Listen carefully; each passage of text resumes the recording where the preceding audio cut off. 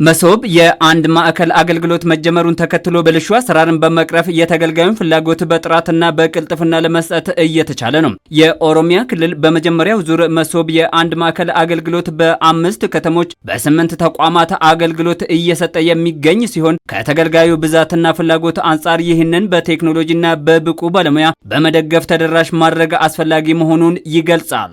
ተገልጋይ መቀበያ ከሪሴፕሽን አንስቶ እስከ መጨረሻ አገልግሎቱን ጨርሶ አጠናቆ እስከሚወጣበት ራሱን ችሎ አጠናቆ በአንድ ማዕከል ውስጥ ወይንም በመሶብ ውስጥ አገልግሎቱን ጨርሶ እንዲወጣ የሚሄድበት አሰራር ነው ተዘርግቶ ያለው። እስካሁን ወደ 432,000 ተገልጋዮች አገልግሎት ማግኘት ችለዋል። በዚህ ልክ በጀመርናቸውና ገና በምንጀምራቸው ማዕከላት የተሻለ አገልግሎት ለሕዝባችን ለማድረስ የተጀመረውን የአገልግሎት ትራንስፎርሜሽን ሪፎርም ስኬታማ ለማድረግ እየተሰራ ነው ያለው። መሶብ የአንድ ማዕከል አገልግሎት ተግባራዊ እንዲደረግ ትልቅ ሀብት የፈሰሰበት ሲሆን እየመጣ ያለው ለውጥም በዛው ልክ መሆኑን የቢሮ ኃላፊዋ ያነሳሉ። በተለይም ተመጋጋቢ የሆኑ ተቋማት በአንድ ማዕከል አገልግሎት እንዲሰጡ በማድረግ ምርትና ምርታማነትን ለመጨመርና ሙስና ለመዋጋት የሚያስችል አሰራር እንዲፈጠርም አድርጓል። በተለምዶ በእጅ በንክኪ በሰው በዘመድ በምናምን የሚሰራበት አካሄድ